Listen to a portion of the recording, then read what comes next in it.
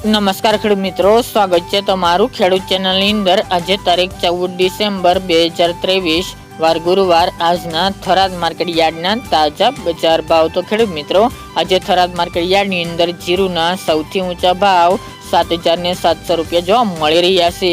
હાલ જીરુના ભાવમાં ઘટાડો પણ જોવા મળી રહ્યો છે, સાથે જ સ્થિરતા પણ જોવા મળી રહી છે। તો ચાલો ખેડૂત મિત્રો, આપણે જાણી લઈએ કે આજે રાયડો, જીરુ અને અજમાના ભાવ શું ચાલી રહ્યા હતા।